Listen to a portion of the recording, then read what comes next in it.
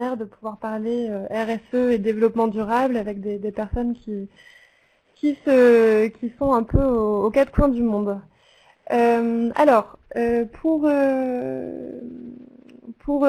un peu vous dire comment on organise cette présentation avec Sylvain, donc moi je présenterai plus comment sont intégrés ces objectifs de développement durable au niveau global de l'organisation. Et Sylvain, lui, ça sera plus au niveau d'un projet AFD et dans le cas particulier du Cameroun. Mais avant, Joël, effectivement, vous avez présenté un peu l'AFD, mais je vais aller un peu plus loin pour ceux qui connaissent peu ou mal cette institution. Bon, je sais qu'il y a quelques personnes de l'AFD qui sont là, donc les excuses pour cette partie un peu récap. Donc, alors, l'AFD, qui sommes-nous ? Nous sommes effectivement une institution financière, une banque publique, qui finance des projets, des programmes de développement. Comme vous le disiez, Joël, cette action s'opère pour le compte de l'État français, dans le cadre de sa politique d'aide au développement. C'est une réponse qui se fait en tenant compte des spécificités et des enjeux de développement des territoires où l'on intervient. Alors, on intervient dans plus de 90 pays et dans les outre-mer français. On bénéficie d'un réseau de 75 agences et bureaux localisés dans les pays. Des agences qui fonctionnent, des bureaux qui fonctionnent en lien avec le siège qui est situé à Paris. Alors, l'Agence française de développement, c'est aussi un groupe, puisque nous avons une filiale Proparco qui intervient en soutien au secteur privé. Et enfin et surtout, l'AFD, c'est plus de 2000 personnes qui y travaillent, donc plus de 800 en agence à l'étranger, et des personnes qui travaillent sur des métiers aussi bien d'ingénierie financière, de recherche, des métiers d'expertise sectorielle, par exemple en santé, en éducation, des métiers de gestion également. Donc voilà, un peu pour la carte d'identité. Alors, je continue comme ça. Donc, pour rentrer encore plus en détail de cette activité, nous avons engagé l'AFD en 2015 plus de 8 milliards de financements. Alors, ces financements se font pour leur grande majorité sous forme de prêts, mais aussi sous forme de dons, de subventions ou encore de garanties. Alors, les bénéficiaires et destinataires de ces financements sont pour leur grande majorité des États et des collectivités locales, mais aussi des entreprises ou encore des ONG. Alors, comme je vous disais, l'AFD intervient dans 95 pays et en majorité sur le continent africain. Et enfin, pour décrire cette activité, les types de projets que l'on finance, alors ça va être aussi bien donc dans le secteur privé, mais aussi on va financer par exemple des réseaux d'électricité ou des réseaux de transport en commun, des écoles ou centres de formation professionnelle, des parcs naturels protégés, etc., etc. Voilà, bon, alors maintenant passons au sujet principal. Donc, et le développement durable dans tout ça. Alors, le développement durable à l'AFD, il se traduit tout d'abord de par sa mission. En effet, la mission, le mandat donné à l'AFD est celui de financer des projets qui contribuent au développement durable dans ces dimensions. Donc ça va être des financements qui vont participer à l'amélioration du bien-être social, au développement économique, des financements qui participent de la lutte contre le changement climatique, à la préservation de la biodiversité, ou encore à la réduction des déséquilibres sociaux.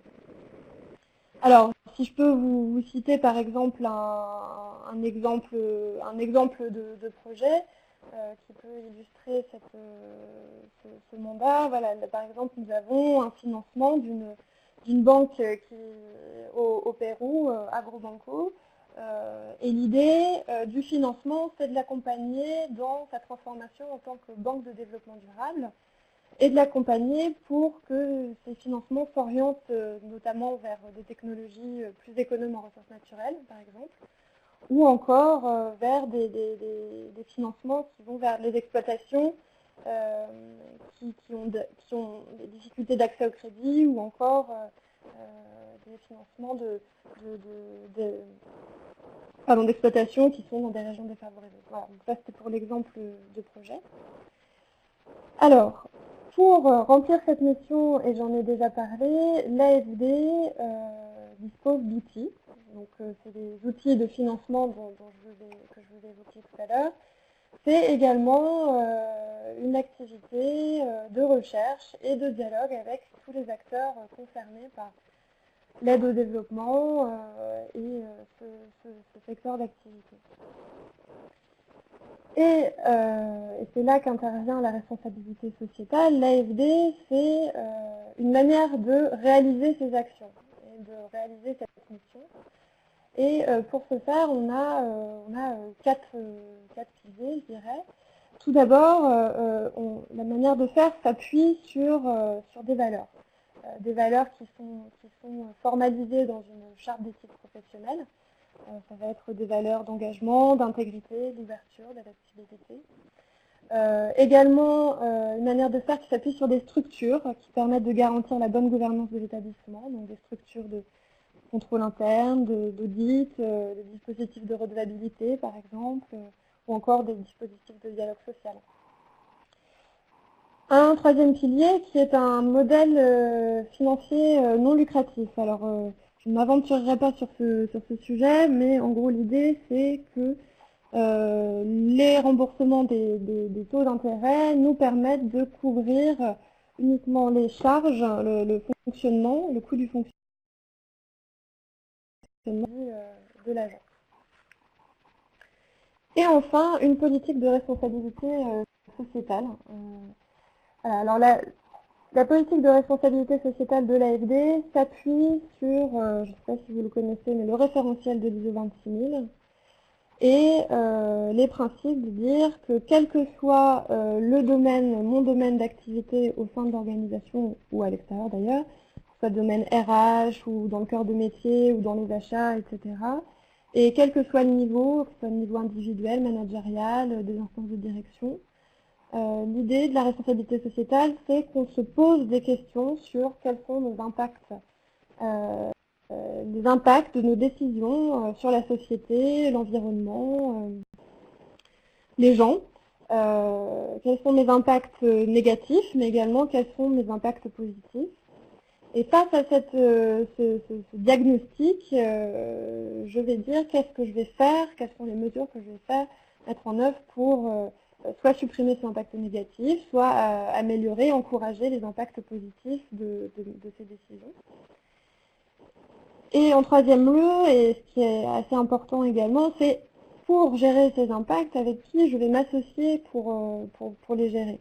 C'est-à-dire qu'on part du principe que l'impact ne va pas se gérer seul et que le dialogue avec les parties prenantes, les acteurs concernés, est essentiel pour pouvoir gérer cet impact. Et enfin, quelle valeur partagée cette démarche va créer. Et là, on a des outils qui permettent, qui ont pour ambition de mesurer cette valeur positive par rapport au développement durable. Alors, bon voilà, là c'est un peu les principes. Hein. Mon propos, c'est pas de dire que cette mécanique est simple à mettre en œuvre au sein de l'AFD. On sait bien qu'une démarche de développement durable, de RSE, comporte des enjeux, des vrais défis. Et je pense que Sylvain, au cours de son intervention, pourra mieux illustrer ces enjeux. Voilà, mais bon, du coup, l'idée c'est, en tout cas, nous, côté responsabilité sociétale, de chercher à être le plus lisible, le plus concret, pour ensuite permettre une appropriation qui va infuser l'ensemble des piliers de l'organisation. Voilà, alors donc je clôt ici ma première partie, qui est de présenter l'organisation et ce que veut dire le développement durable par rapport à cette organisation, et je vous invite à me poser vos questions.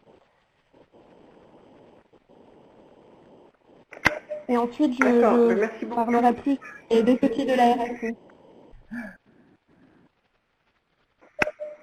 D'accord, merci beaucoup Louise pour cette première partie. Alors, donc à tous ceux qui le souhaitent, donc posez à Louise les questions que vous pouvez avoir donc, sur l'approche générale de l'AFD pour le développement durable et la responsabilité sociale de l'organisation. Alors, moi j'avais noté des questions. Oui, d'abord, je ne sais pas, quand est-ce que l'AFD a initié sa démarche RSE? Je crois que c'est il y a déjà un certain temps, mais ça fait combien d'années en fait? En fait, on le marque depuis 2004, date de l'adhésion de l'AFD au Global Compact. On a une politique formalisée sur ce sujet depuis 2007.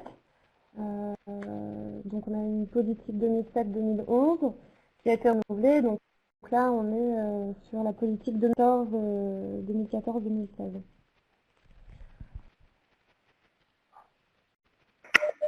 D'accord, merci beaucoup. Et peut-être une deuxième question, c'est aussi donc le plan, donc il y avait un plan d'action 2014-2016. Est-ce qu'il y a quelque chose de prévu pour 2016-2018 ou au moins pour l'après 2016? Alors là, l'idée, c'est qu'effectivement, on va renouveler cette politique. D'ailleurs, va être engagée là, une évaluation de la politique 2014-2016. L'idée aujourd'hui, à mon sens, mais on verra ce qui ressortira de cette évaluation, mais c'est qu'aujourd'hui, on a des engagements assez solides, donc je vous les présenterai par la suite. Après, l'idée, ça va être de se poser la question des actions pertinentes à mettre en œuvre en face de ces engagements, de se poser la question de leur gouvernance, etc.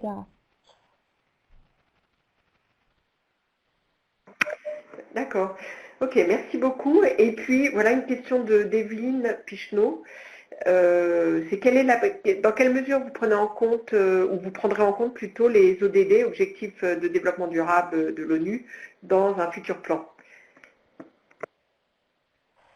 Oui, alors c'est une très bonne question. Alors effectivement, on a engagé déjà des réflexions sur l'internalisation des objectifs de développement durable.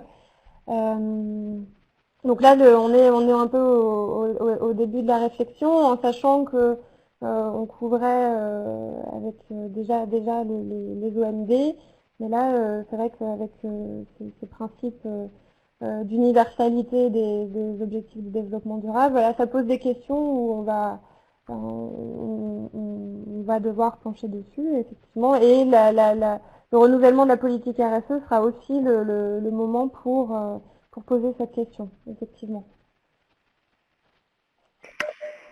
Ok, merci. Et une autre question aussi très intéressante, je crois que c'est Nicolas Vincent, c'est est-ce que les autres bailleurs les autres bailleurs de fonds, agences d'aide ou peut-être même plus large que juste les agences d'aide, pardon, est-ce qu'ils ont des dispositifs similaires pour la RSE? Je vous redonne la parole.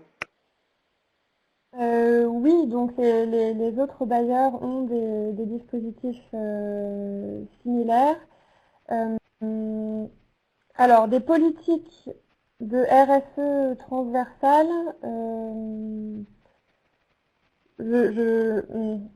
comment dire, l'ensemble des bailleurs ont des politiques de maîtrise des risques environnementaux et sociaux des projets. Voilà. Après, sur la manière de gouverner ces sujets-là, ça peut différer selon les institutions. Mais l'ensemble des bailleurs, oui, effectivement, ont ce genre de dispositif. D'accord, ok.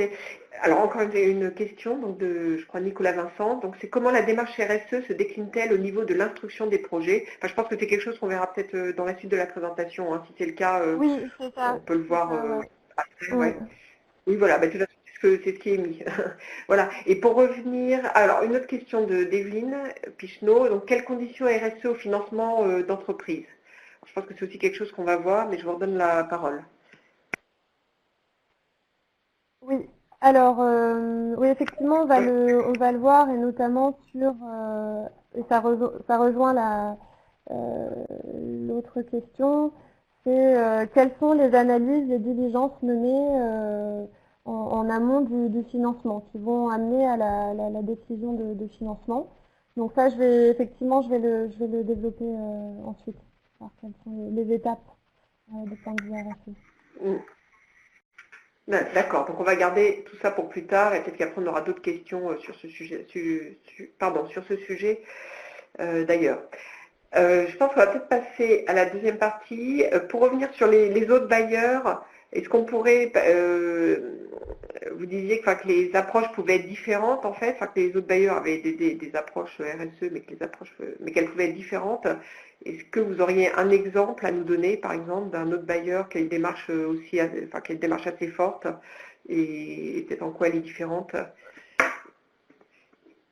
Alors, c'est pas une approche différente parce que je pense qu'on est un peu sur les mêmes, en tout cas sur les principes hein, de gestion des impacts en termes de développement durable. C'était plus sur l'organisation en fait où on diffère. Nous, c'est vrai que par exemple sur l'AFD, on va être une structure qui est située à la direction de la stratégie et qui va avoir une vision transversale sur plusieurs entités. Dans d'autres entités, ça va être plus la structure opérationnelle qui va opérer cette RSE. Donc voilà, c'était plus sur le fonctionnement. Après, alors sur les bailleurs qui ont des démarches sur le sujet, bon, bah, effectivement, il y a la BI, la KfW, après, bon, bah, la Banque mondiale est forcément en pointe, je dirais, sur ce sujet. Pour le financement secteur privé, la FFI, qui est également en plus moteur avec ses standards de performance. Voilà.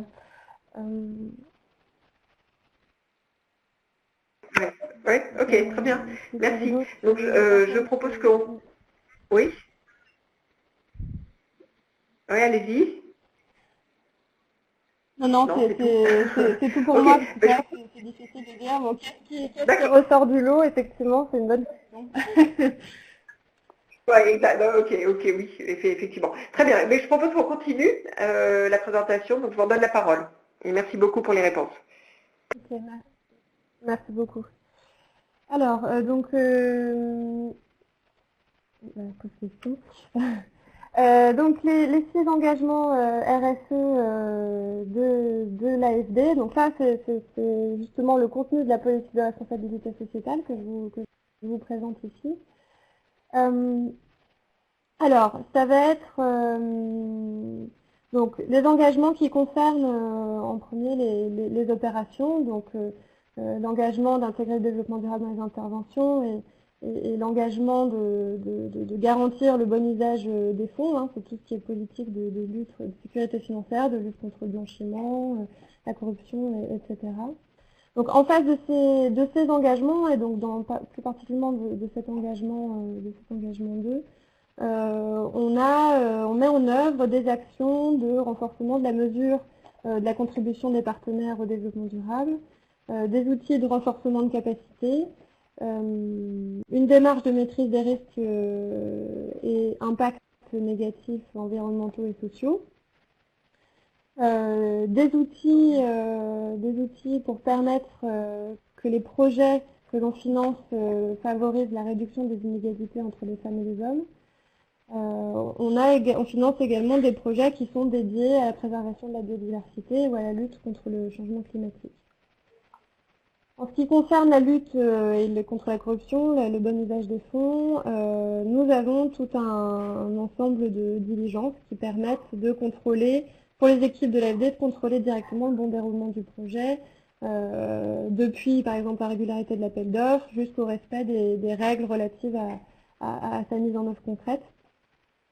Et pour vous dire, pour rentrer plus dans ce détail-là, les fonds ne sont pas décaissés en une seule fois, en tranches successives, et ce qui permet d'avoir un contrôle à chacune de ces étapes, et si une irrégularité est constatée, il y a une possibilité de suspendre le processus du projet.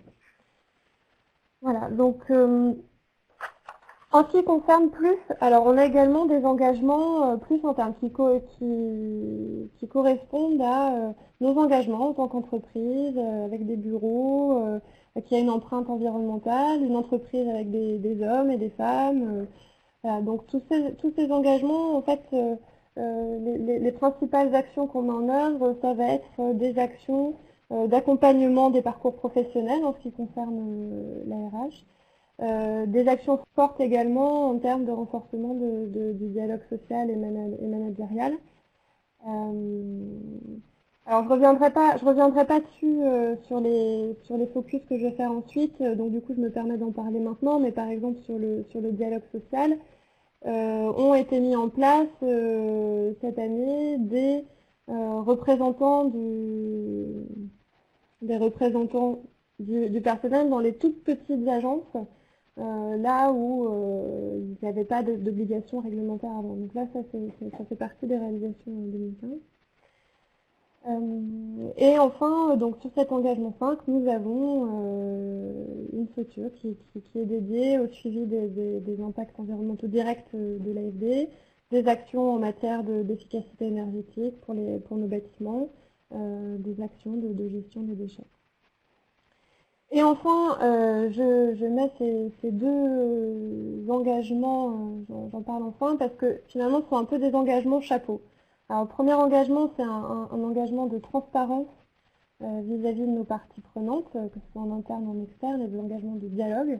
Et en fait, cet engagement de dialogue va infuser l'ensemble des engagements, hein, que ce soit par le dialogue social ou alors de dialogue avec nos partenaires, avec les sociétés civiles, etc.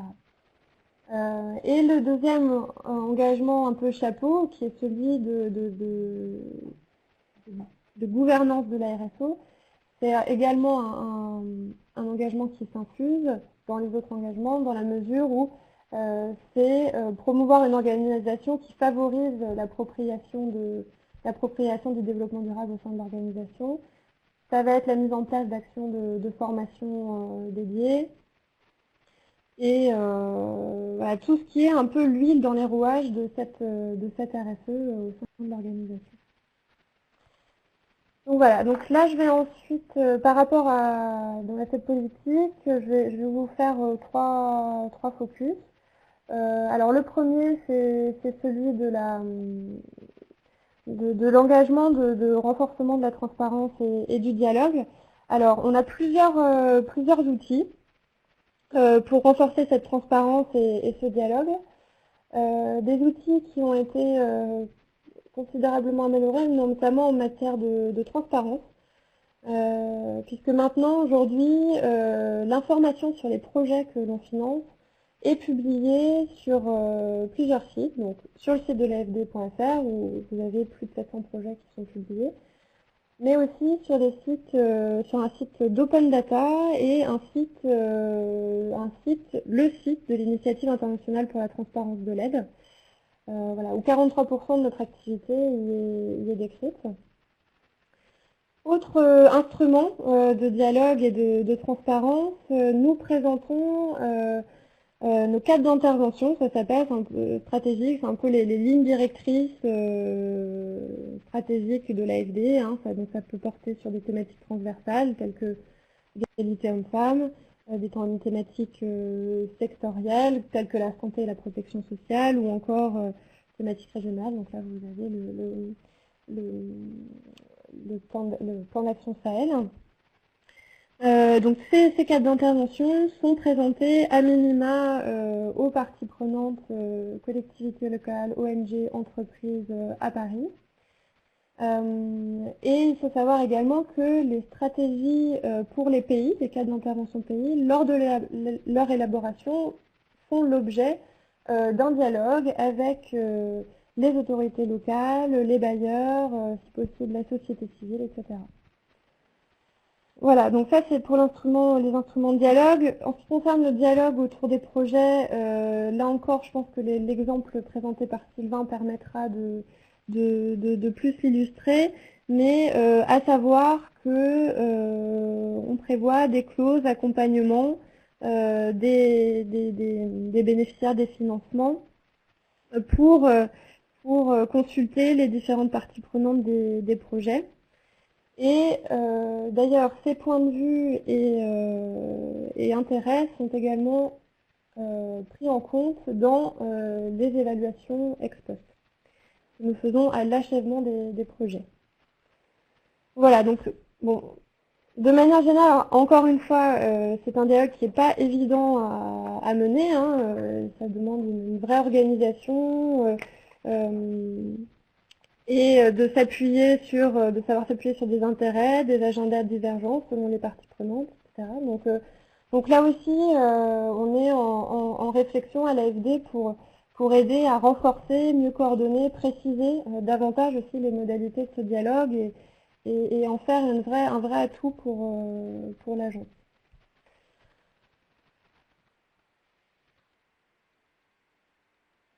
Alors, sur un deuxième focus, je vous parlais de l'importance dans cette responsabilité sociale de mesurer les impacts négatifs mais aussi positifs. Alors, à cela, plusieurs outils. Nous avons depuis 2014 mis en place un outil d'analyse et avis développement durable qui permet, lors de l'instruction, justement, au chef de projet de se questionner sur la contribution de son projet aux différentes dimensions du développement durable. Cette analyse est complétée ensuite par un avis indépendant qui est hors de la direction des opérations et qui va dire, voilà, effectivement, ce projet répond bien aux dimensions. Donc c'est un outil assez intéressant parce qu'il permet, lors de l'instruction justement, il peut contribuer à modifier la trajectoire de la contrepartie du client lors de l'instruction du projet. C'est aussi un bon moyen d'intégrer de plus en plus le développement durable dans la pratique des opérations. Également, autre outil, nos indicateurs de résultats. Que nous mesurons en amont du projet, mais aussi ex post. Ainsi, on peut avoir pour les projets identifié, mesuré, par exemple, le nombre de passagers empruntant les moyens de transport, des personnes reliées à l'eau, le nombre de personnes scolarisées, grâce en partie à des financements du groupe AFD. Donc l'enjeu aujourd'hui, encore une fois, cette intégration n'est pas parfaite, mais l'idée c'est de progressivement intégrer ces indicateurs comme des indicateurs qui aident aussi à la décision, à la conduite des activités vers plus de développement durable. Et enfin, donc mon dernier exemple. Donc, ça va être les outils qui vont permettre de répondre à notre engagement de mieux maîtriser les impacts environnementaux et sociaux que génèrent les projets que l'on finance. Alors, un peu pour rappel, effectivement, on finance des projets qui peuvent générer des déplacements de population ou sur des projets d'accaparement de terre. Sur les chantiers, il peut y avoir des soucis de, voilà, de sécurité au travail, de travail des enfants. Donc voilà. Et en termes d'environnement, on peut avoir des projets qui ont potentiellement une atteinte sur la biodiversité. Alors, pour prendre en compte, pour analyser tous ces risques, on a des diligences environnementales et sociales qui sont faites par l'équipe projet et avec une équipe d'experts environnementaux et sociaux qui analyse ces risques, voit quelles sont les mesures déjà mises en place par les bénéficiaires et voir les mesures également qui pourraient être mises en place en complément pour gérer ces risques. Ensuite, dès que les mesures sont identifiées, c'est intégré, les diligences à mettre en œuvre sont intégrées au sein de la convention de financement. Et ensuite, au long du projet, en particulier pour les projets les plus risqués, on opère un suivi. Alors sur cette démarche, on s'appuie sur les politiques de sauvegarde de la Banque mondiale et les standards de performance de la SFI en ce qui concerne Proparco. Donc ça, c'est la démarche de maîtrise des risques. Et au sein de cette démarche, il y a un dispositif qui est assez récent, qui est celui d'intégrer, depuis, alors pardon si je me trompe, je crois que c'est depuis 2 ans, sont intégrées des clauses environnementales, de santé, de sécurité et d'hygiène renforcées dans les dossiers d'appel d'offres pour les travaux qui ont un fort impact de ce point de vue-là, et des appels d'offres passés par les bénéficiaires des financements. Donc, ces clauses renforcées ont été intégrées dans des appels d'offres qui concernent 22 marchés de travaux aujourd'hui. Et l'idée, c'est de renforcer ce dispositif et d'aller vers plus 80% de ce type de marché qui intègre ce type de clause. Autre outil de cette maîtrise des risques environnementaux et sociaux, une liste d'exclusion qui va, au tout début de l'instruction du projet, va permettre d'exclure des projets qui, au regard de critères éthiques, environnementaux et sociaux, qui vont permettre d'exclure ces projets qui ne correspondent pas à ces critères. On a également, par secteur, des diligences renforcées. Donc, par exemple, quand on finance des grands barrages, on va avoir des diligences renforcées pour gérer l'ensemble de ces risques. Alors, donc voilà pour moi sur les exemples. Je sais qu'il y a quelques personnes concernées au sein de l'AFD qui assistent à cette conférence. N'hésitez pas à préciser ou à corriger peut-être les approximations que j'aurais faites. Voilà, donc je vous invite à me poser vos questions. Bon, pour en savoir plus sur tout ce qui est pratique, outils, même interview, comment ça se passe dans la pratique, je vous invite justement à consulter notre rapport RSE qui vient tout juste de sortir. Voilà, donc vous aurez des résultats. Donc vous avez le rapport, ou du moins une synthèse de ce rapport, qui est ici, et vous avez, si vous avez vraiment envie de lire, le rapport GRI, voilà, qui est vraiment là le rapport en détail. Voilà, pardon si c'est un peu long, mais à vos questions. Oui, merci beaucoup. Oui, en fait, non, le timing, je crois, est très bien, justement, ce que je me disais. Donc, merci beaucoup pour la présentation. Et effectivement, donc, pour préparer le webinaire, je suis allée voir pas mal de ressources sur votre site. Et il y a énormément de ressources et, je dirais, donc, de transparence. Donc effectivement, il y a une sorte de condensé avec les résultats de la démarche responsabilité sociétale 2015, mais aussi, enfin, je recommande pour ceux qui ont le courage ou qui cherchent des informations extrêmement précises, le rapport complet, qui est, je pense, le rapport GRI. Hein, c'est ça. Et d'ailleurs, il y a une question, quelqu'un qui demande qu'est-ce que c'est que le rapport GRI. Peut-être que ça vaut le coup que vous répondiez, je vous en donne la parole pour répondre à cette question et je reviendrai aux autres questions après. Oui, effectivement.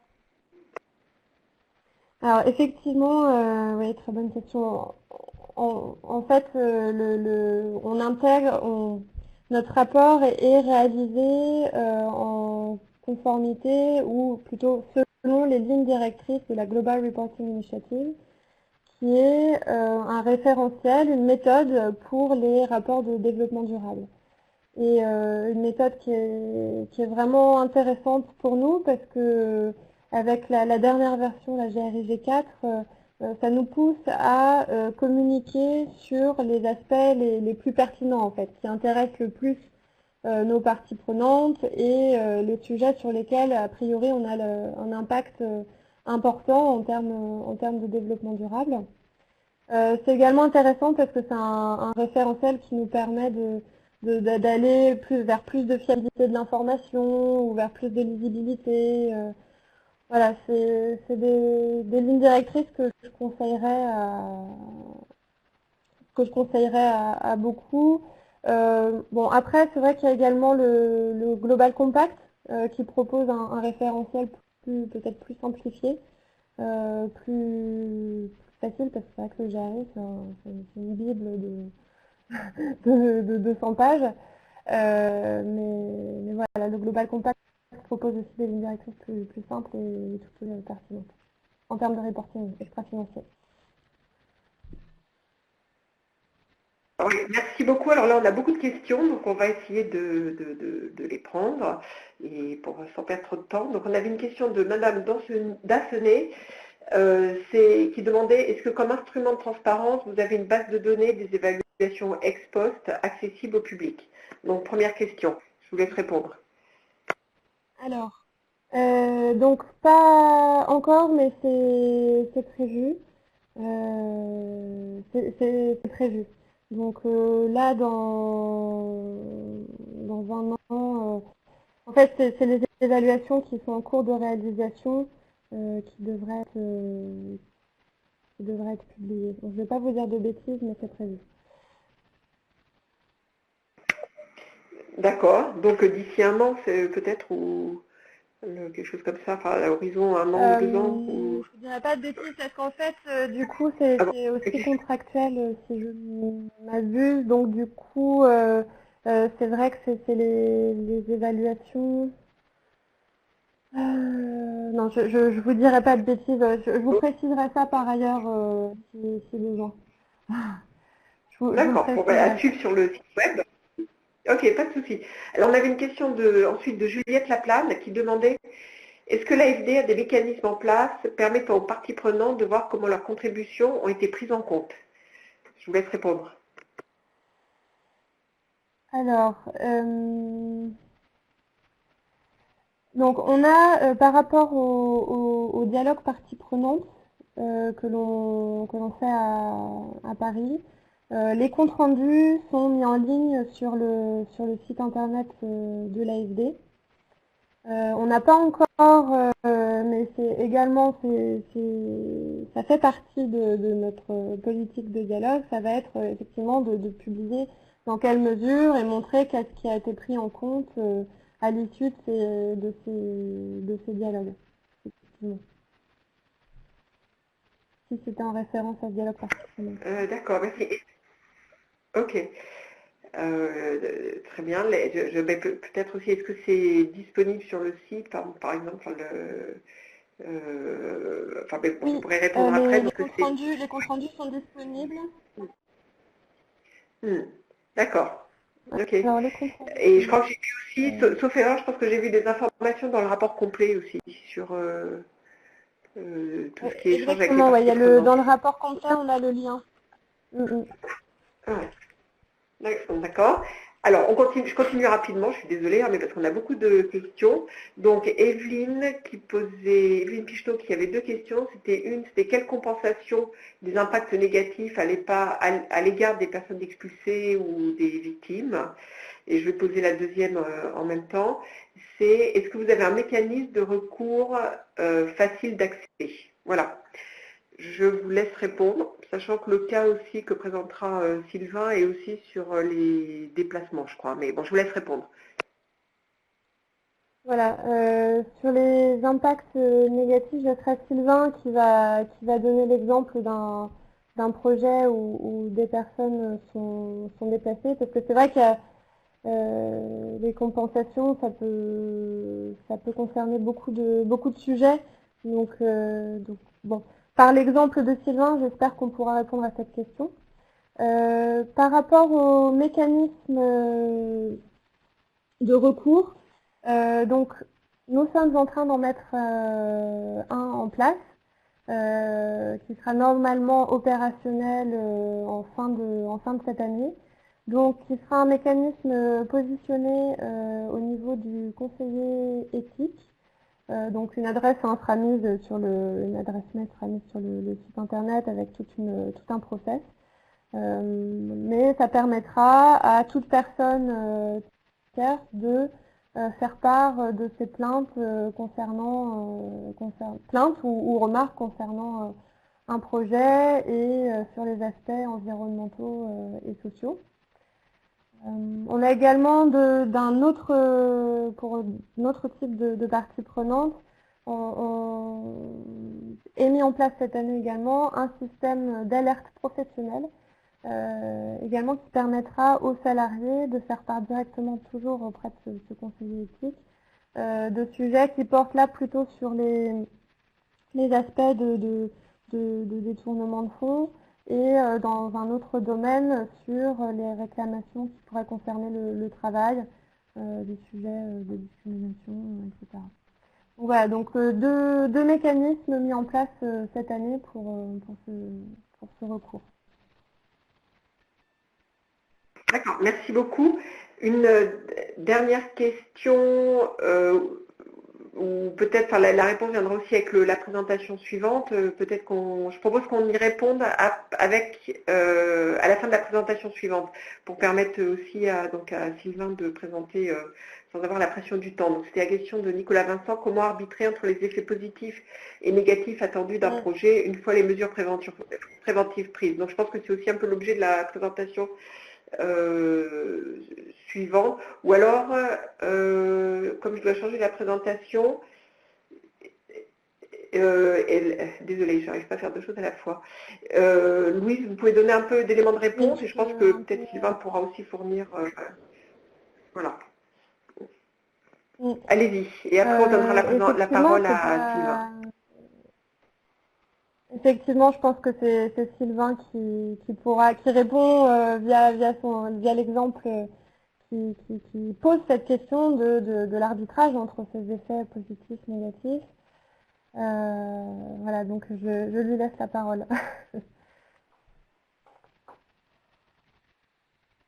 Et ben voilà, ça fait de transition parfaite. Donc merci beaucoup à Louise. Merci Joël. Ouais, ouais.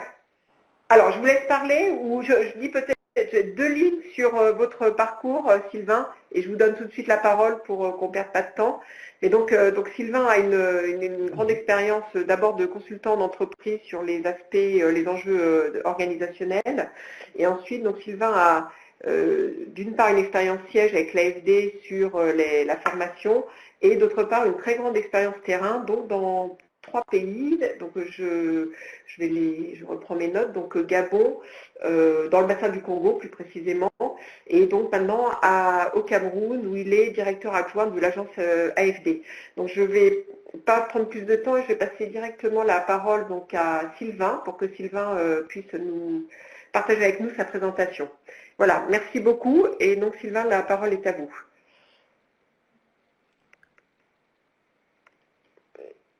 Ok, merci beaucoup. Bonjour à tous.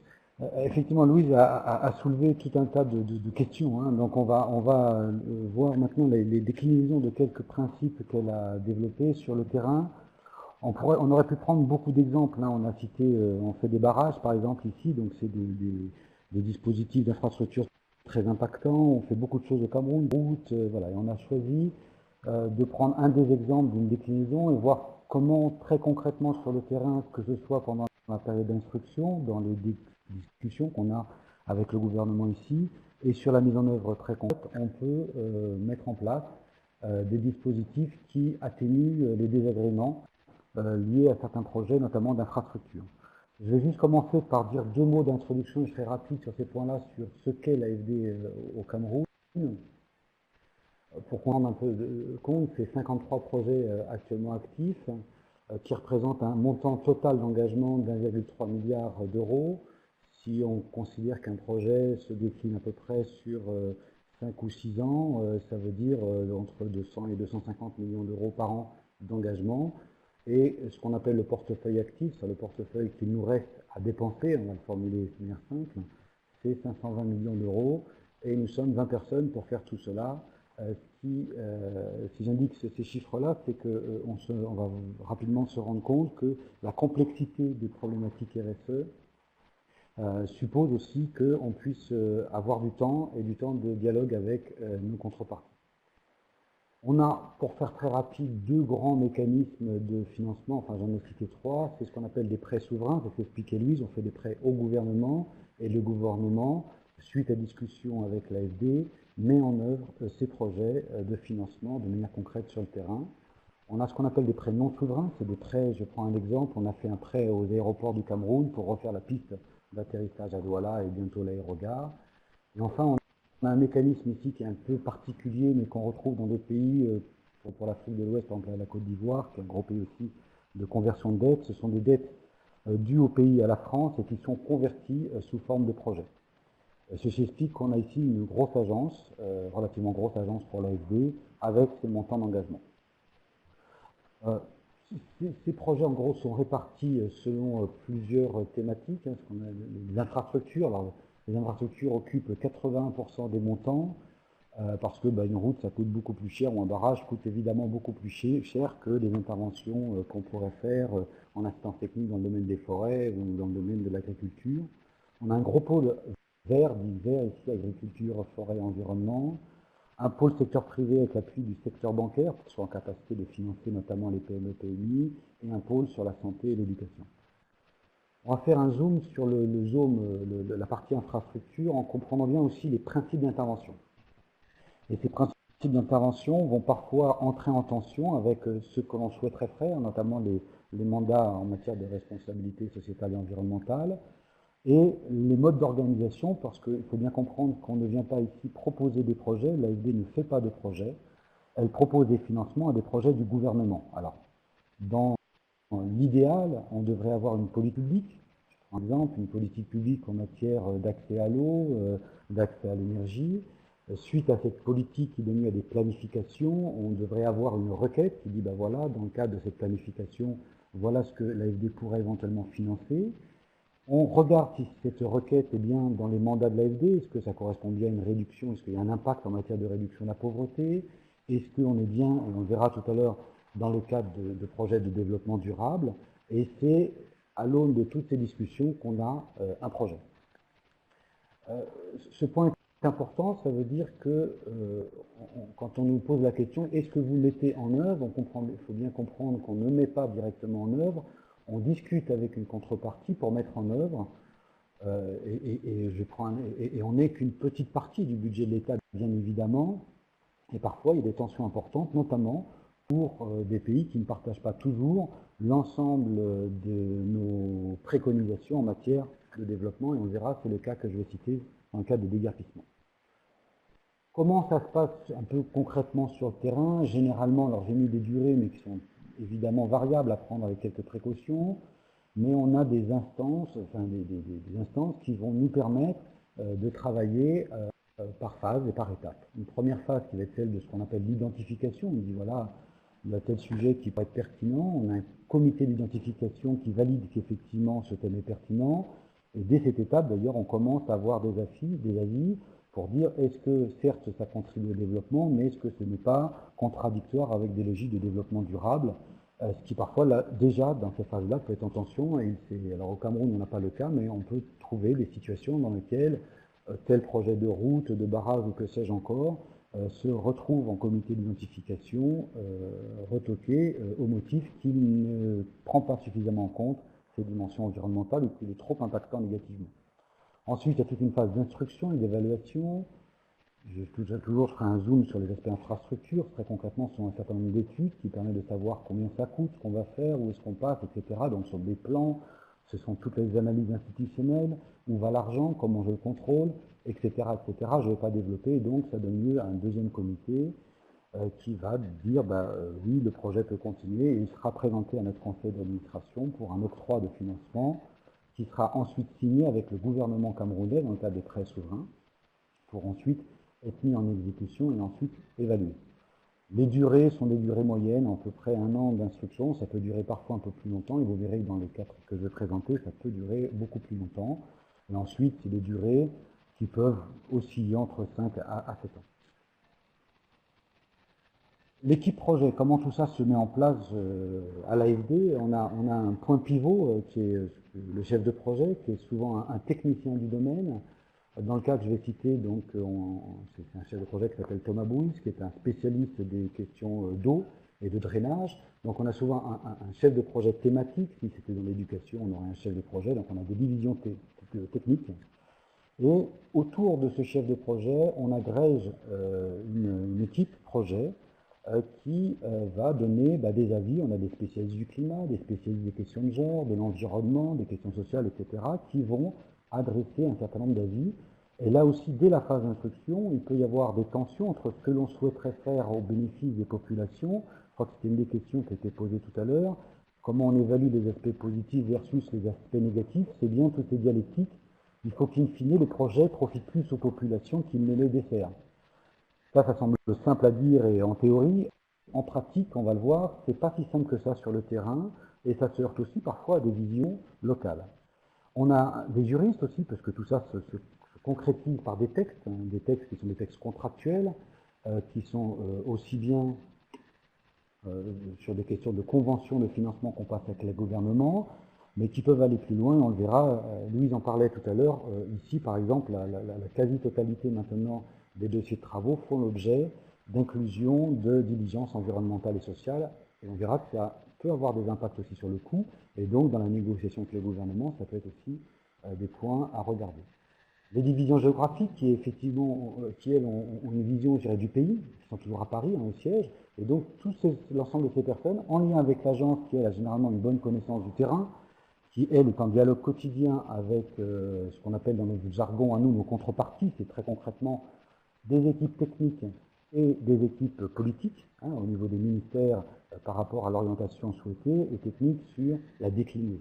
Donc ça, c'est l'équipe projet, et toute cette équipe va discuter avec les différentes phases que j'ai présentées dans le transparent précédent, et ça va aboutir donc à un projet qui, in fine, sera une forme de compromis entre toutes ces exigences et ces tensions pour aboutir à quelque chose qui soit le plus impactant possible positivement. Là, je vais prendre un exemple très concret d'un projet. On aurait pu encore une fois prendre tout un tas d'autres projets de routes qu'on a ici, ou de barrages. Voilà. On a pris un autre projet qui est un projet qui se passe dans la ville de Douala. Alors Douala, c'est une ville qui est la capitale commerciale, la capitale ici politique, c'est Yaoundé, qui d'environ 2,5 millions d'habitants. Le mot environ est important, c'est-à-dire qu'on ne connaît pas avec précision le nombre d'habitants par défaut de recensement. Je vous montrerai tout à l'heure quelques photos, mais pour ceux qui connaissent Douala, c'est une ville assez grouillante d'habitants, qui a la particularité d'avoir une pluviométrie très importante. J'ai mis un exemple, quelques chiffres. La pluviométrie à Douala est d'environ 4 mètres par an. Par exemple, Paris, on est à 60 cm. Une grande partie de l'habitat est anarchique, ça veut dire qu'il s'est développé sans plan d'urbanisme, même s'il y a des efforts qui sont faits, bien évidemment. Il faut prendre conscience que quand on habite à Douala, on n'a pas d'adresse, ce qui pose plein de problèmes, on n'a pas d'adresse. On n'a pas forcément un foncier formel, c'est-à-dire qu'on n'a pas un titre foncier en bonne et due forme, c'est souvent du foncier dit informel qui fonctionne ici, mais c'est un peu compliqué par rapport à nos logiques. Hein. On n'a pas d'assainissement des eaux usées, c'est-à-dire qu'il n'y a pas de tout à l'égout, pour être très concret. On a ce qu'on appelle l'assainissement autonome, en clair ce sont des latrines, qui, eu égard au milieu des eaux régulières, se trouvent assez régulièrement dans l'eau avec tous les impacts qu'on peut imaginer. On a ce qu'on appelle un réseau hydrographique qui traverse la ville, ce sont des rivières en fait, des petits ruisseaux qui sont des drains naturels, mais qui ne permettent pas d'évacuer toutes les eaux pluviales en cas de forte pluie. D'une part parce qu'elles sont mal entretenues, vous verrez là aussi quelques petites photos dans Pontoux, et notamment beaucoup de déchets solides, des bouteilles plastiques, on peut avoir ce qu'on veut dans ces rivières-là. Il n'y a pas de calibrage non plus adéquat, c'est-à-dire que la taille de ces ruisseaux n'est pas suffisante pour évacuer toute l'eau. Ça génère très concrètement des inondations très régulières, des maladies hydriques liées à la présence d'eau, des coliques, des paludismes, etc. J'en passe les meilleurs. Donc le projet tel que demandé par le gouvernement, c'était de trouver des solutions qui permettraient d'atténuer donc ces phénomènes d'inondation et de faire en sorte qu'on améliore évidemment sensiblement la salubrité de cette ville. Donc le projet très concrètement, c'est de bétonner, puisque c'est une solution, alors le mot bétonnage fait faire peur, mais c'est simplement des solutions techniques permettant de faire en sorte que l'eau s'écoule mieux, et ce qu'on appelle le curage exutoire, c'est de faire en sorte que l'eau ressorte, notamment dans l'estuaire qui s'appelle le Vaury là-bas. Simultanément d'aménager les voies sur berge, parce que ces voies, il faut pouvoir les entretenir, donc faire passer des engins qui puissent curer les canaux, ce qui n'est pas le cas actuellement, et évidemment profiter de ces voies-là pour améliorer les conditions de vie dans les riverains qui sont très très demandeurs, qui disent mais nous aujourd'hui on vit dans des conditions d'insalubrité totale, eh bien on est totalement enclavé et donc c'est l'occasion grâce à ces voies sur berge de faire des cheminements, de désenclaver des quartiers, de trouver quelques équipements aussi de proximité, on pourra en parler après, et des voies de dessert permettant d'accéder à son quartier, d'en sortir, d'aller à l'école, etc. Et enfin, le dernier point, c'est des points auxquels on est sensible, c'est qu'on s'est rendu compte avec l'expérience que faire des drains, ça ne suffisait pas, si on ne sensibilisait pas les populations pour qu'ils comprennent simplement que mettre un réfrigérateur dans le drain, ça va bloquer l'eau et ça va générer, ça semble bébête de dire ça comme ça, mais il y a vraiment besoin de sensibiliser avec des riverains qui sont parfois plus organisés qu'on imagine et qui sont parfaitement au fait de ces questions et tout à fait prêts à les relayer. À quoi ça ressemble? Donc j'ai mis quelques photos. Alors vous avez quelques photos d'inondation, vous avez des photos de passerelles. Une gamine qui part à l'école, hein, pour ceux qui connaissent Douala, c'est vraiment des réalités de terrain. On voit les ruisseaux dont je parlais avec les habitats précaires qui jouxtent ces habitats, tout ce qui peut circuler dans les canaux, etc.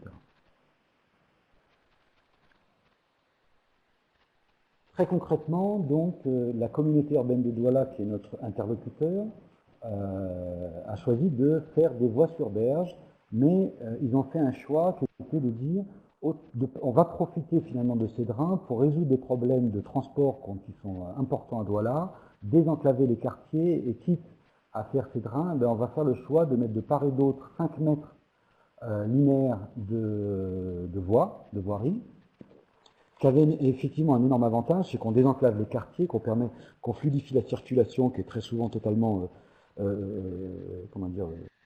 bloqués à Douala, qui permettent de donner une certaine respiration à ces quartiers qui sont trop fortement urbanisés. On a fait cette première simulation, mais très concrètement, ça revenait à quoi? À casser 2500 maisons et à déguerpir donc 12 500 personnes. Je donne des ordres de grandeur, hein, sur la base de 5 personnes par foyer, plus détruire des équipements publics sociaux importants, des lieux de culte, des mosquées, des églises, des écoles, des hôpitaux, etc. Qui, assez rapidement, nous a semblé, si on reporte cette tension entre d'un côté les aspects positifs et les aspects négatifs, un aspect négatif important. Mais il faut bien comprendre que du point de vue de la communauté urbaine de Douala, qui était notre interlocuteur, ils avaient une référence qui était le baron Haussmann, qui nous disait, mais écoutez, vous avez développé Paris en usant à une époque où il y avait encore la malaria, donc le palu à Paris, et vous avez utilisé le baron Haussmann de manière beaucoup plus radicale que nous ne pouvons le faire. Pourquoi vous nous enquiquinez? Ces gens-là, ils avaient qu'à pas habiter là.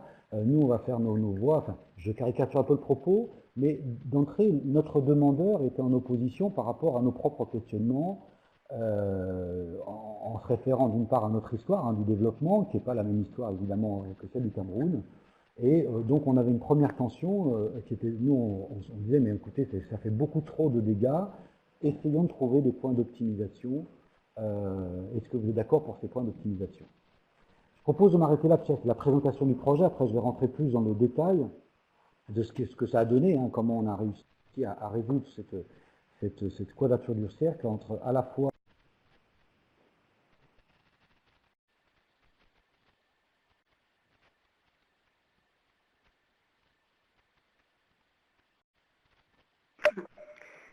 Alors, j'ai l'impression qu'on n'entend plus Sylvain. Sylvain, est-ce que vous êtes avec nous ou est-ce qu'il y a un petit problème de connexion? Alors, bon, j'espère que Sylvain va pouvoir revenir. On va voir. Alors, on a une pause question.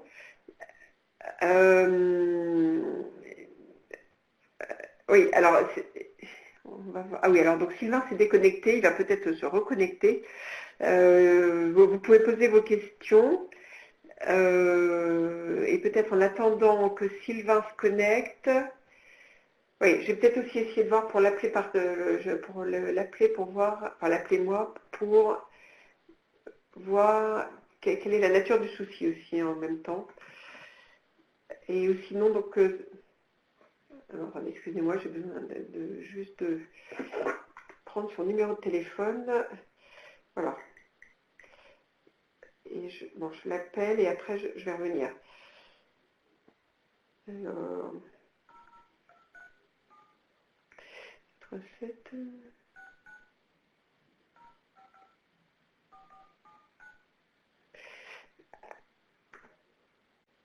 Alors Sylvain est revenu, mais par contre on ne voit pas le son.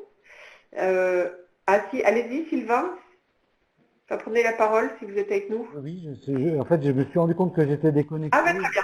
Je suis avec vous, je vous entends. Ouais. Ah bah c'est parfait, donc très bien. Je ne sais pas à partir de quand j'étais déconnecté, donc j'ai dû parler. Ah non, je pense qu'on a attendu jusqu'au bout. On a attendu jusqu'au bout, juste au moment de passer aux questions en fait, qu'on n'entendait plus. Donc vous disiez qu'on allait faire une pause en fait. Donc ce que je proposais justement, c'était de reprendre les. Donc je propose à nos participants donc. D'accord, ok. Donc de poser les questions qu'ils peuvent avoir et en fait de revenir. Mais là encore, vous nous direz peut-être que vous allez répondre dans la suite de la présentation, mais donc de revenir sur des questions qu'on avait eues dans la première partie. Donc une question, c'était comment la démarche RSE se décline-t-elle au niveau de l'instruction des projets? Et une autre des questions, c'était oui, comment arbitrer entre les effets positifs et négatifs, un peu sur l'arbitrage, donc entre les effets positifs et négatifs attendus d'un projet.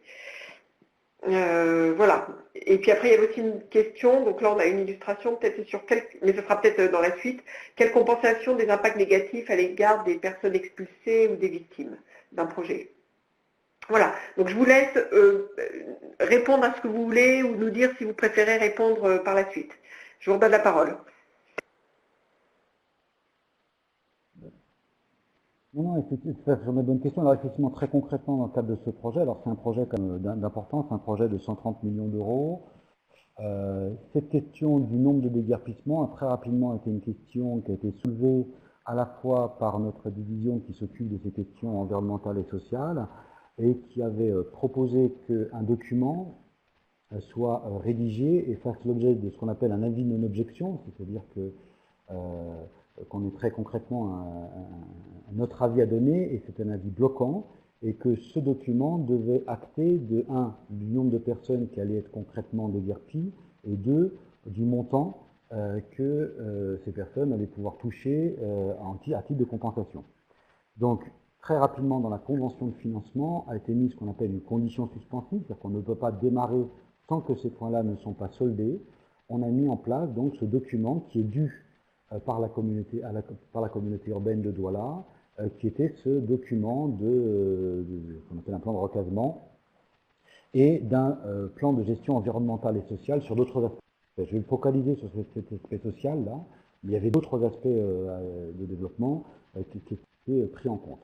Mais sur l'aspect du recasement des personnes, donc on attendait ce document, et on verra, effectivement, je le présente par la suite, que ce document a été fourni assez tard dans le processus, eu égard à ces tensions dont on parle en ce moment.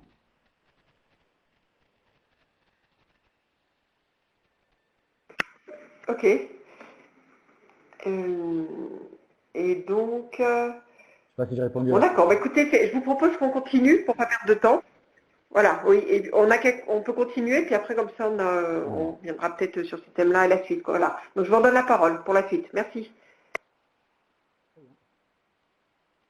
Alors, dans le cadre donc, de l'instruction du projet, ce qui a été proposé par l'AFD, c'est donc une première optimisation du projet, qui était une optimisation, on va dire, technique, qui était de dire, avant même de poser la question des compensations, est-ce qu'on ne pourrait pas réduire ou se poser la question de la pertinence de ces voies, et donc de ramener ces voies qui étaient initialement prévues à 5 mètres, à les ramener de l'ordre de 3 mètres, et aussi de regarder de manière très précise, puisqu'on avait des plans des différents édifices qui étaient à casser, à pas casser, de regarder la caractéristique des ouvrages, donc de le regarder avec un peu plus de finesse, pour se dire, bah, une école, par exemple, on va peut-être pas le casser, une mosquée, on va peut-être pas la casser, etc.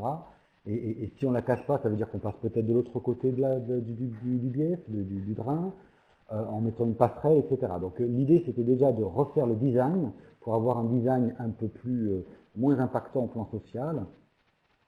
Je disais tout à l'heure, on était autour de 2500 personnes qui étaient, enfin de biens plutôt ayant droit, donc c'était des biens qui étaient impactés.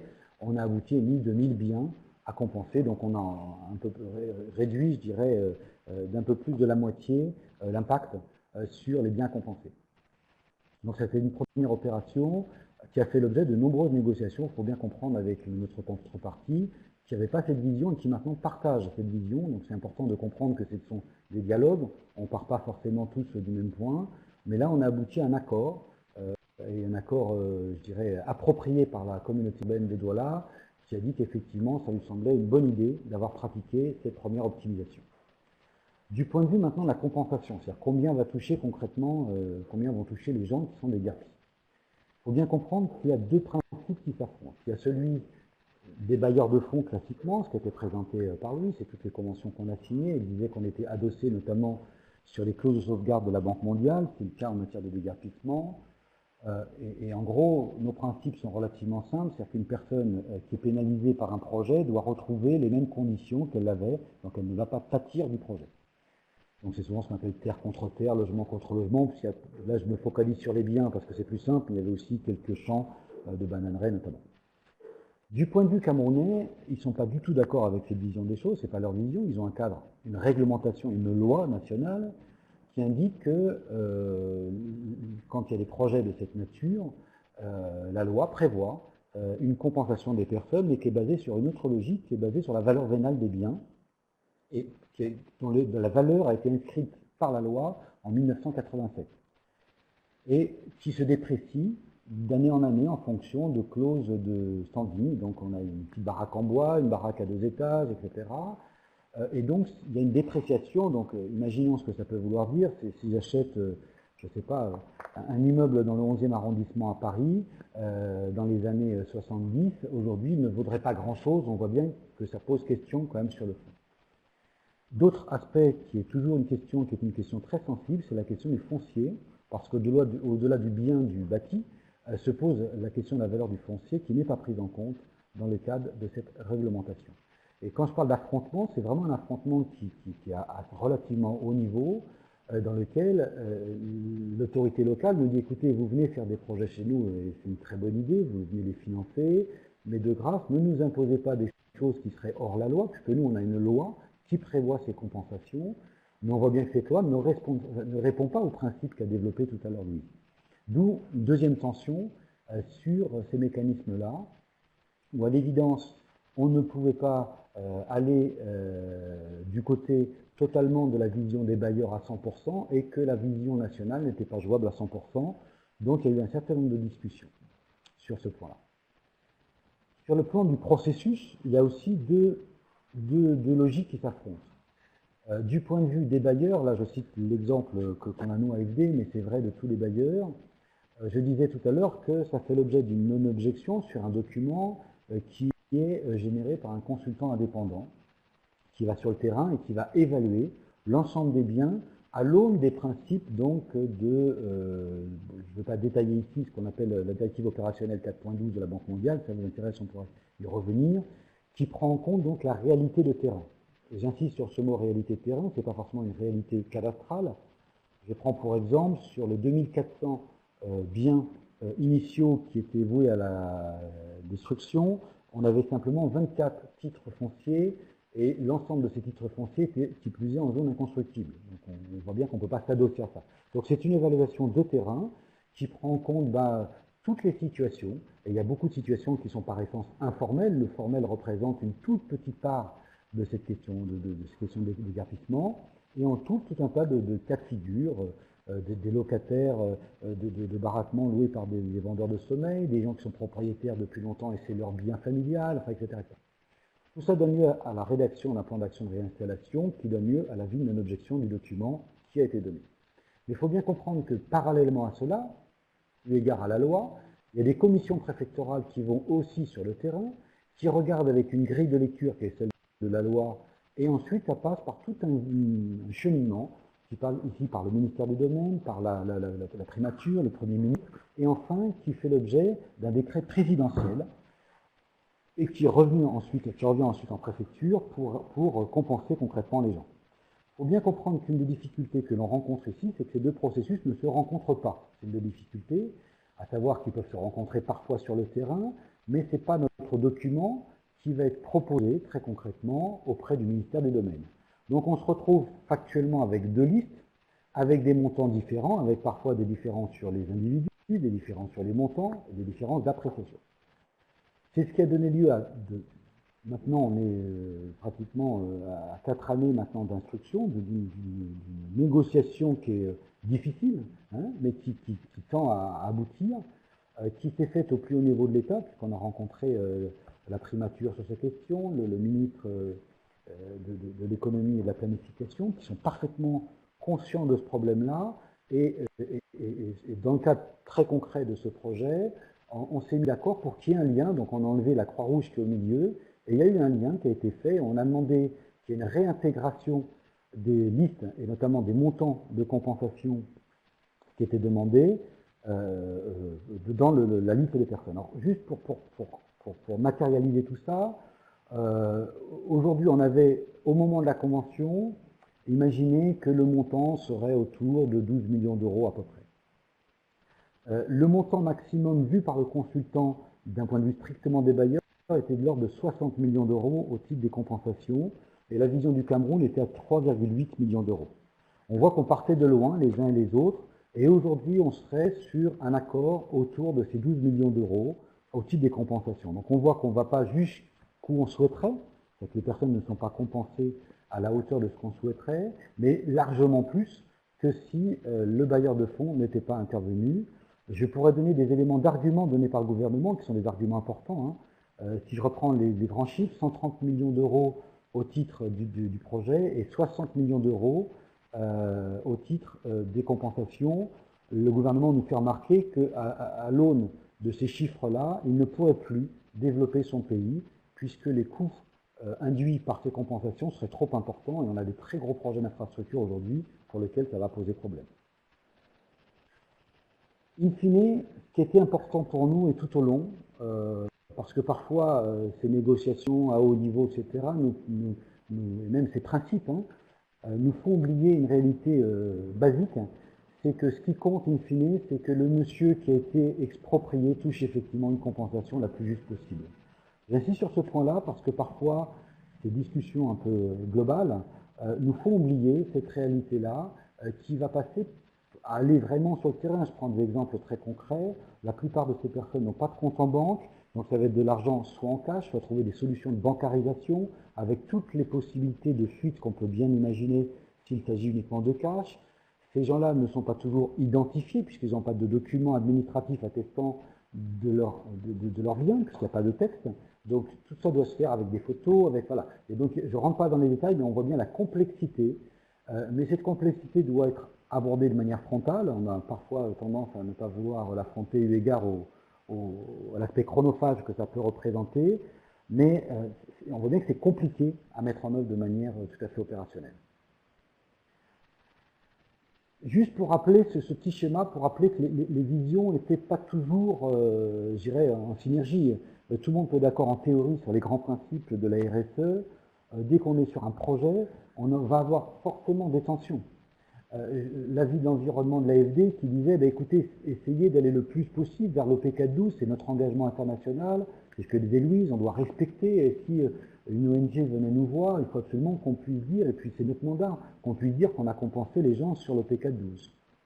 Les consultants du plan de recasement, qui eux voyaient bien la réalité de terrain, et qui disent, mais attendez, ce principe-là à mettre en œuvre est un peu compliqué, l'agence du Cameroun, qui, elle, essayait de faire le chef de projet, qui dit, écoutez, moi j'ai quand même un projet qui a été instruit très concrètement en 2011, ça fait plus de 4 ans que ça dure, les gens ont toujours les pieds dans l'eau, meurent du palu, il y a un vrai problème d'impact. Il y a eu des morts par inondation à Douala. La préfecture qui dit, écoutez, moi j'ai une loi, etc. Je ne vais pas donner les détails, on pourra en reparler. Ce que j'ai appelé les gouvernances locales, ici vous avez tout un tas d'organisations, notamment de quartiers, qui voient des intérêts qui sont souvent des intérêts collectifs, mais parfois malheureusement, évidemment des intérêts individuels. Dès qu'on voit le panneau avec le logo de l'AFD ou d'un autre bailleur, ça soulève aussi des opportunités d'avoir de l'argent, et bien évidemment, et on peut les comprendre, les gens vont jouer de cela. Et la communauté urbaine de Douala, qui disait, écoutez, on a annoncé partout que les inondations allaient être réduites à Douala, et 4 ans après, on est toujours en train de discuter de ces dossiers. Très concrètement sur ce projet, donc en gros l'instruction de l'AFD a pris à peu près 7 mois. La levée des conditions dont je parlais, elles ont été levées au bout de 4 ans. Juste pour bien prendre, ces chiffres sont importants, c'est-à-dire que l'instruction technique finalement a pesé relativement peu par rapport à l'instruction en matière environnementale et sociale. J'enlève la dimension environnementale qui a fait aussi l'objet de nombreuses discussions. Je me focalise uniquement sur la question. Il faut savoir qu'au jour d'aujourd'hui, pour être très concret, j'ai rendez-vous mardi prochain, normalement pour recevoir le décret présidentiel, qui est le décret enfin qui prendra en compte. C'est mardi prochain, vous voyez, donc c'est très, on est tout à fait dans l'actualité, mais ça date depuis 2011, et on est en 2016, on est en mi-2016, et les populations commencent à nous dire, écoutez, vos projets, ça prend trop de temps, il faut bien qu'on ait conscience que ce n'est pas forcément dans le jeu des acteurs, uniquement le gouvernement qui nous dit je veux avoir tout de suite mes drains, c'est pas grave si on casse, c'est aussi les populations qui nous interpellent concrètement sur le terrain en disant écoutez, je préfère avoir peu, mais de grâce, mettez un drain au pied de mon habitation, c'est pas grave si ma maison est cassée, je me débrouillerai ailleurs, mais vraiment mon village est perturbé, mes gamins vont pas à l'école, etc. Donc on subit au quotidien ces tensions, dans la presse, etc. Donc c'est pas tout très simple, je dirais, à vive tension. J'ai posé ici, c'est extrêmement donné transparent, quelques questions additionnelles, encore une fois sur ce focus de déguerpissement. La question du foncier qui n'est jamais soulevée, c'est-à-dire si je déguerpis quelqu'un qui est en centre-ville de Douala, si je le reloge à 10 km de la ville, évidemment, ça va poser des problèmes.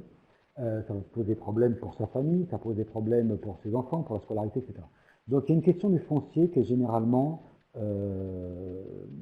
compliqué à résoudre et que personne ne résout pour une raison simple, c'est que le foncier ici est un foncier d'État, il n'y a pas de cadastre, il n'y a pas de textes légaux, donc résoudre par le biais uniquement de la RSE le foncier semble aujourd'hui illusoire, et ça fait partie des dialogues difficiles qu'on a parfois avec les environnementalistes qui nous disent mais écoutez, il faut, oui d'accord, mais comment on fait quand on n'a pas d'actes légaux, c'est le deuxième point, j'ai 24 titres sur 2482 propriétés, donc et encore une fois, il y avait, je crois, de tête 3 titres qui étaient à peu près légaux, tous les autres titres étaient en plus illégaux. La caractérisation des personnes, c'est un vrai problème. Qui j'indemnise? Est-ce que c'est le locataire, le propriétaire?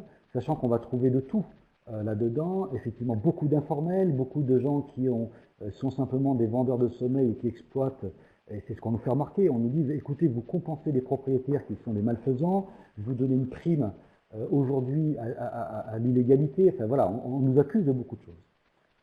Quelle jurisprudence? Une fois, ça c'est les négociations avec le gouvernement, qui nous dit, une fois que vous avez fait ça, c'est bien, mais demain, quand je vais avoir 500 km de drain, ou 250 km de drain, voilà, à Yaoundé, des routes à construire, des autoroutes, j'en passe et des meilleures, est-ce que ça fera jurisprudence? Est-ce que l'État va être en capacité, parce que si on est en incapacité demain de développer le pays, qui est en carence d'eau, en carence d'énergie, Voilà. Le risque fiduciaire, j'en ai parlé très concrètement, comment on fait en sorte pour que les gens touchent leur argent en vrai, et que ce ne soit pas des intermédiaires qui éventuellement pourraient au passage récupérer cet argent, et donc ce monsieur X dont je parlais ne serait pas touché.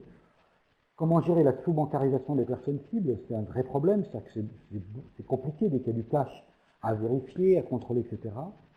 Et j'en finirai sur un point, oui, alors sur ces personnes cibles aussi, comment gérer les opportunistes, si je puis dire. Il y en a beaucoup autour des projets, et c'est légitime presque.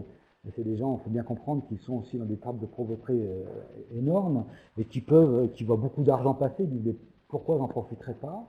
Et aussi d'autres compensations qui ont été imaginées autour des drains. Si ça vous intéresse, on pourra faire un point là-dessus, notamment ce qu'on appelle les travaux à haute intensité de main-d'œuvre, c'est-à-dire au-delà du fait de compenser les personnes qui se verraient donc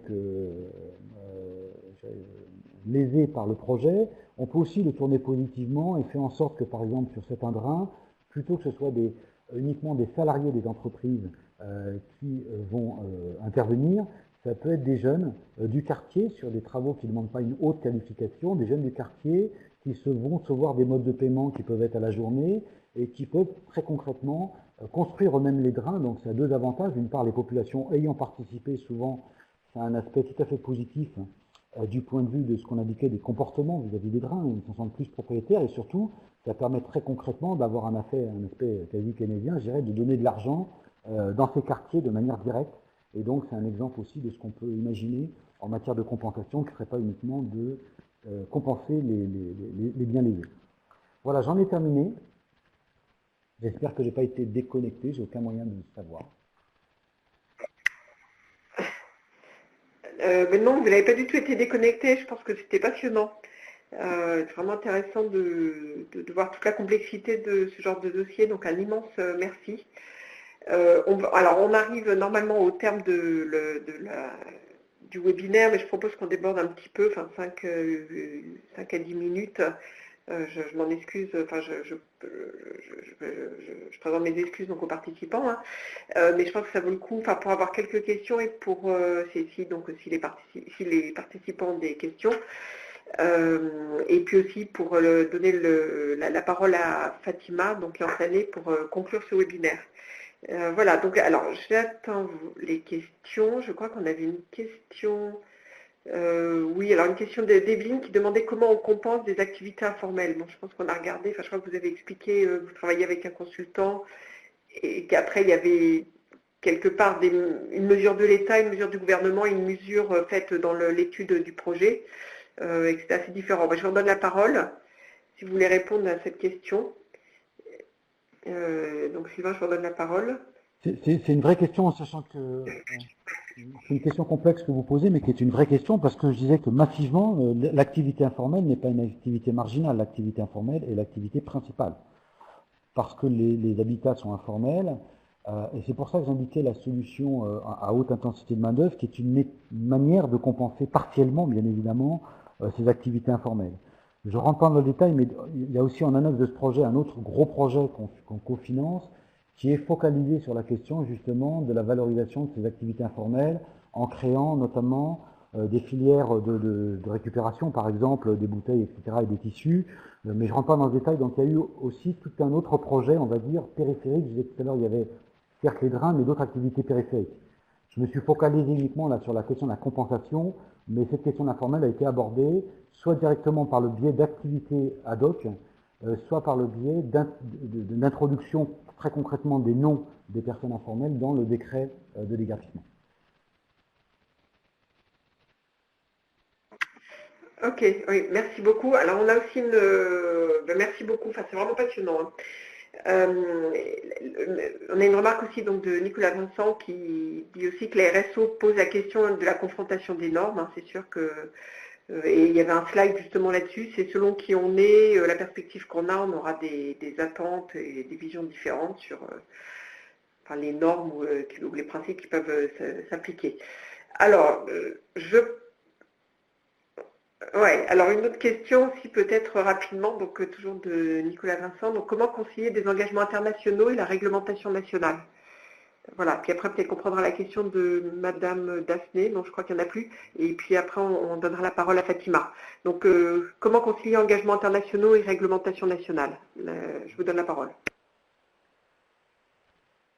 Alors, c'est une très très bonne question qui est complexe, parce qu'on voit bien qu'il y a une tension entre deux approches. Une première approche qui est de dire on va répondre à une demande des gouvernements, on n'intervient pas en imposant ou en plaquant des solutions, parce qu'on a pu voir tout ce que ça a pu proposer par déficit d'appropriation, et c'est beaucoup d'éléphants blancs qui ont été créés par ces logiques de plaquage. Pour autant, on voit bien qu'il y a un décalage dans le temps entre des engagements internationaux de haut niveau et des engagements des pays qui nous disent nous, on n'est pas à ce même niveau. Je prendrai un exemple, l'exemple du coût. On a actuellement le plus gros bailleur de fonds actuellement du Cameroun, c'est la Chine. La Chine intervient avec des modalités en matière de responsabilité sociétale et environnementale beaucoup plus basses que les nôtres, mais avec des coûts moyens de 30, parfois 50% moins chers. Voilà un exemple très concret dans lequel on dit dans les appels d'offres on est en aide déliée, dans lequel on va trouver nos exigences environnementales coûtent au Cameroun. Est-ce que ce coût-là est supportable, pas supportable? L'autre point, alors on pourrait répondre de manière cavalière. La manière cavalière, ça veut dire que le Cameroun a signé avec l'AFD une convention qui, je fais rapide, les juristes me pardonneront, mais en gros est un peu au-dessus des lois. À partir du moment où c'est un engagement contractuel, elle s'impose au pays. Donc on pourrait y aller de manière cavalière en disant écoutez, vous avez signé, à vous, mais on voit bien que dans ces conditions-là, le projet aujourd'hui ne se ferait pas. C'est aussi simple que cela. Donc c'est bien au travers de ces engagements de voir comment on les met en œuvre très concrètement, c'est l'objet de ma présentation sur le terrain, dans une logique qui est une logique de négociation qui doit aboutir à des consensus où il faut qu'on trouve la meilleure solution possible dans cet équilibre un peu compliqué entre d'un côté l'intérêt du projet pour les populations, et là il y a un vrai intérêt évident, et les désagréments que cela représente. C'est cette dialectique-là encore une fois, qu'on réalise au quotidien, mais je pourrais donner tout un tas d'autres exemples, puisque c'est vraiment quelque chose que l'on pratique au quotidien. Donc, pardon de ne pas avoir une réponse ferme sur cette question, qui est une réponse complexe. Mais je crois juste pour finir là-dessus, Louise avait indiqué qu'un des points peut-être, c'est la redevabilité. C'est que l'agence française est redevable à minima de ses engagements. Et de dire, si je prends l'exemple de Drenazola, est-ce qu'on cocherait la case, est-ce que j'ai respecté la directive au PK12? On pourrait répondre soit non, mais soit c'est nettement mieux que si on ne l'avait pas fait. Pour information, aujourd'hui, pour la plupart des bailleurs, il faut savoir que ces engagements sont plutôt parfois des engagements d'affichage. C'est-à-dire qu'on dit, on aurait pu se satisfaire d'avoir donné notre avis non-objection sur le document. Mais in fine, monsieur X n'aurait pas touché un montant additionnel, et c'est ça l'enjeu. Ouais. Merci beaucoup. Alors une dernière question, et après donc on donne la parole à Fatima. Donc c'est quel est l'impact du projet? Donc Fatima, si tu peux te préparer peut-être et activer le micro. Donc quel est l'impact du projet? Oui, c'est vraiment des effets indirects. Oui, quel est l'impact du projet sur la hausse de l'immobilier, sur les populations les plus défavorisées du quartier? Enfin, l'impact prévu, j'imagine. Voilà, donc qu'est-ce qu'on peut en dire? Est-ce que c'est quelque chose que vous avez intégré dans l'analyse? Oui, bien sûr, parce que ça fait partie, bien évidemment, de l'analyse, et ça fait partie des autres risques, bien sûr, qui est de fait de désenclaver les quartiers, de les rendre plus salubres, etc., aboutit effectivement à de facto des risques de spéculation immobilière. Alors, c'est des risques qu'on peut pas totalement, on peut pas tout maîtriser, et dans le cas de ce projet-là, on le maîtrise modérément, je dirais, on le maîtrise simplement dans le dialogue qu'on a avec la communauté urbaine sur d'autres projets actuellement où on travaille avec eux sur des logiques de plan d'urbanisme. Et effectivement, enfin, l'effet induit immédiat pourrait être de repousser les populations pauvres en périphérie des villes, comme on le voit pratiquement partout malheureusement, et de concentrer les villes sur les populations les plus riches à cause de ces hausses et de ces spéculations immobilières. Alors ceci dit, c'est relativement freiné par les dialogues qu'on a d'une part avec les populations locales. Il y a une cellule aujourd'hui d'ingénierie sociale et environnementale auprès de la communauté urbaine qui travaille aussi sur ces questions-là, et le service du cadastre, je dirais, de la communauté urbaine est regardant, et c'est un point d'attention que l'on a. Je vais être honnête, on ne peut pas regarder l'ensemble des impacts, et on voit bien que si aujourd'hui on était aussi précis sur l'ensemble de ces impacts, ce projet ne se ferait pas. Donc c'est cette dialectique qu'on doit avoir entre les impacts négatifs, et celui-là est réel.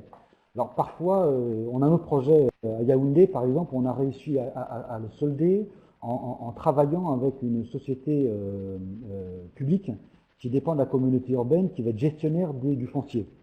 Et donc là, c'est un aspect plutôt vertueux puisque la spéculation immobilière devient publique et c'est de l'argent additionnel à la communauté urbaine qui peut permettre de continuer d'autres projets de développement, etc.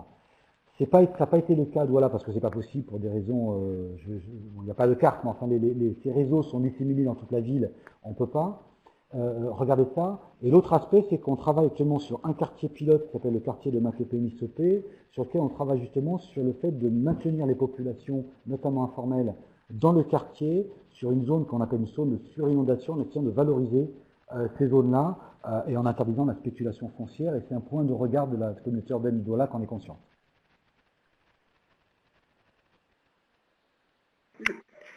D'accord. Écoutez, merci beaucoup. On pourrait écouter encore des heures, je pense que c'est vraiment passionnant et très concret. Et un grand merci donc aux deux intervenants parce que la présentation de Louise et la vôtre se complètent vraiment.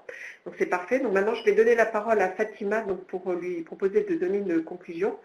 Donc Fatima, tu peux... Voilà, Fatima a activé son micro. Voilà, donc Fatima est membre de notre conseil d'administration, donc a travaillé donc, dans l'industrie pétrolière, est guinéenne et maintenant expatriée donc, avec son mari au Cameroun et à la recherche de nouvelles opportunités. Elle a aussi étudié, reçu le diplôme Master Développement Durable de l'Université de Paris-Dauphine. Voilà, Fatima, je te donne la parole donc, pour donner une conclusion. Merci. La parole est à toi. Oui, merci Joël et merci aux intervenants. C'était vraiment intéressant et j'ai une camarade de classe qui suit le webinaire et je lui disais que ça me rappelait les cours. En fait, on a eu un cours de l'AFD et ce que je peux retenir de ces deux présentations qui quelque part se rejoignent, hein, c'est que l'AFD est, comme la dame l'a dit, ça reste un grand groupe présent surtout en Afrique subsaharienne. Et en fait, je dois dire que l'AFD incarne vraiment le développement durable. Hein, ça fait vraiment partie de ce qu'elle fait. Et là, on parle du Cameroun.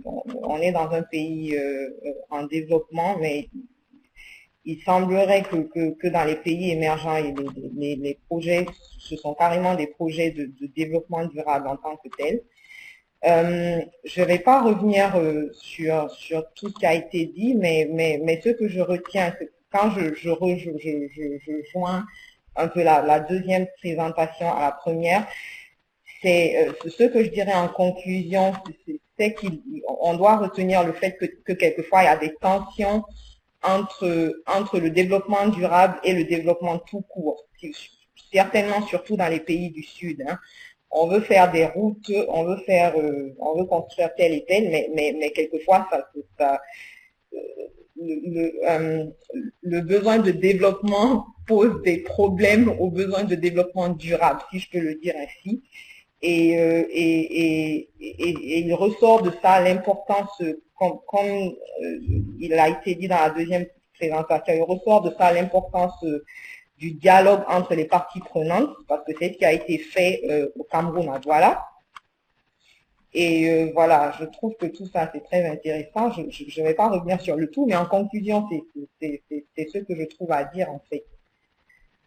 Voilà, je ne vais pas être très longue. Ouais. Merci beaucoup